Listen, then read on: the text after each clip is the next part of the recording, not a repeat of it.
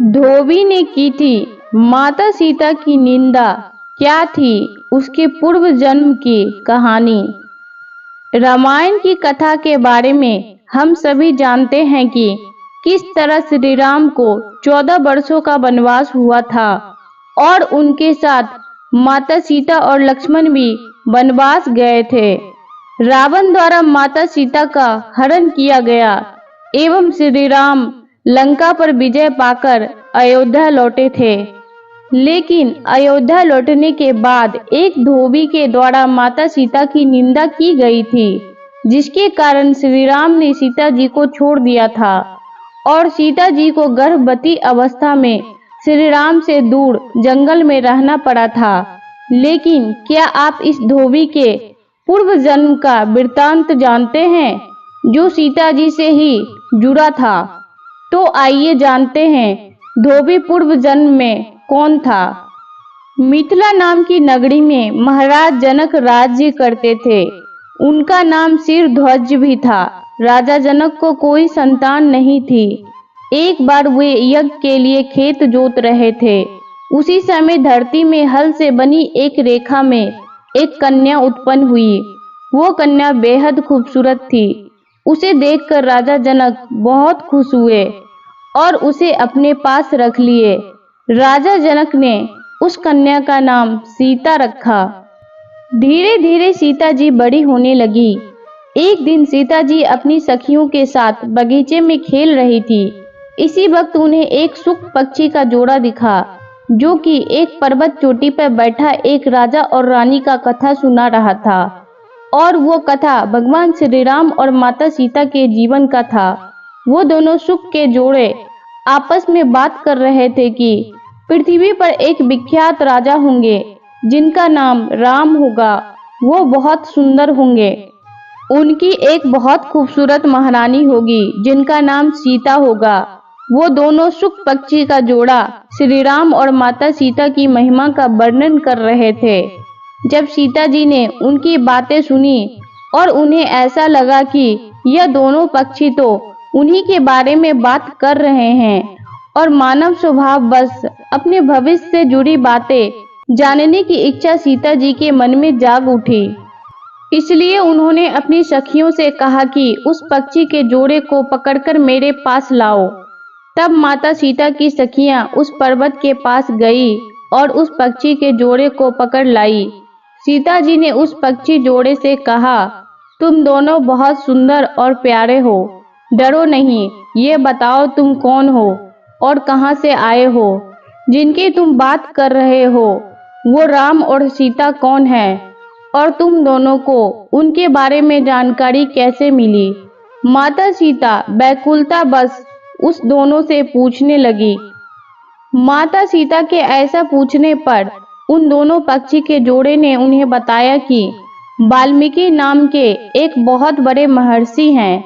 हम उनके आश्रम में ही निवास करते हैं और महर्षि वाल्मीकि ने रामायण नामक एक ग्रंथ की रचना की है, जो कि सुनने के बाद मन को बहुत ही शांति देता है। उन्होंने अपने शिष्यों को उस ग्रंथ का अध्ययन भी कराया है। हम भी वहीं पर रहते हैं तो हमने भी पूरा सुना है। माता सीता को ये बातें बताकर अब दोनों पक्षी जाने की बात कहने लगे, लेकिन माता सीता को वो भाग गए थे और माता सीता के मन में अभी भी और भी सवाल उठ रहे थे। इसलिए उन्होंने उन पक्षियों से और भी सवाल किए और श्री राम के बारे में और अधिक जानना चाहा। उनके इस तरह से उत्सुकता को देखकर वो सुखी समझ गई कि यह स्त्री ही स्वयं सीता है। उन्हें पहचानकर वह प्रेम पूर्वक श्री राम के बारे में बताने लगी। उसने श्री राम का बहुत खूबसूरत वर्णन किया और फिर उनसे पूछा कि हे देवी, तुम कौन हो। पक्षियों की बातें सुनने के बाद माता सीता ने अपने बारे में बताया और कहा कि मैं राजा जनक की पुत्री जानकी हूँ। लेकिन उन्होंने उन पक्षियों से कहा, अब जब तक स्वयं श्री राम आकर मेरा वरण नहीं करते तब तक मैं तुम दोनों को यहाँ से जाने नहीं दूंगी। तुम दोनों मेरे साथ मेरे घर चलकर सुखपूर्वक रहो। इस पर सुकी ने कहा कि हम पक्षी हैं, जंगल में निवास करने वाले जीव हैं, इसलिए हमें जाने दीजिए। हम खुले आकाश में उड़ना पसंद करते हैं, ना कि चार दीवारी में कैद होकर रहना। इसलिए हम आपके घर पर सुखी नहीं रह पाएंगे।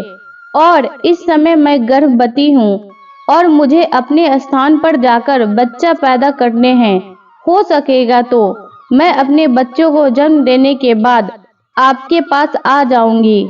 लेकिन सीता जी ने उन्हें नहीं छोड़ा। इस पर शुक पक्षी ने भी उनसे प्रार्थना की और कहा कि मेरी पत्नी को छोड़ दो, यह गर्भवती है।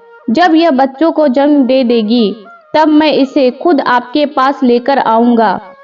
लेकिन सीता जी ने मोहवश उसकी बातों को नहीं मानी। अंत में जब सारे प्रयासों के बाद भी जब सीता जी ने उनको नहीं छोड़ा, तब निराश सुकी ने कहा कि लोग सही कहते हैं कि किसी से कुछ नहीं कहना चाहिए, मौन होकर रहना चाहिए। अगर हम यहाँ पर्वत पर बैठकर बात नहीं कर रहे होते तो शायद ऐसी स्थिति नहीं आती। इसलिए मौन रहना ही सबसे अच्छा होता है। इसके बाद दुखी सुकी ने सीता जी को श्राप दिया और कहा कि जिस प्रकार से आज तुम मुझे इस समय अपने पति से अलग कर रही हो, वैसे ही तुम्हें भी एक दिन श्री राम से अलग होना पड़ेगा। इतना कहकर पति वियोग में उस सुकी ने प्राण त्याग दिए। तब सुक पक्षी सुकी की मौत से बहुत विचलित हो उठा और उसने आतुर होकर कहा कि मैं मनुष्य रूप में श्री राम की नगरी अयोध्या में जन्म लूंगा और मेरे ही कहे गए वाक्य के कारण ही तुम्हें पति वियोग का भारी कष्ट झेलना पड़ेगा। और उसकी बात सच हुई। इसी कारण से शुक पक्षी ने मनुष्य योनि में धोबी के रूप में जन्म लिया और उसी धोबी के बचनों के कारण माता सीता का पति वियोग हुआ और वे अपने पति श्री राम से दूर हो गई। वीडियो अच्छी लगी हो तो लाइक, शेयर और ऐसे ही वीडियो को देखने के लिए हमारे चैनल को सब्सक्राइब जरूर करें। धन्यवाद।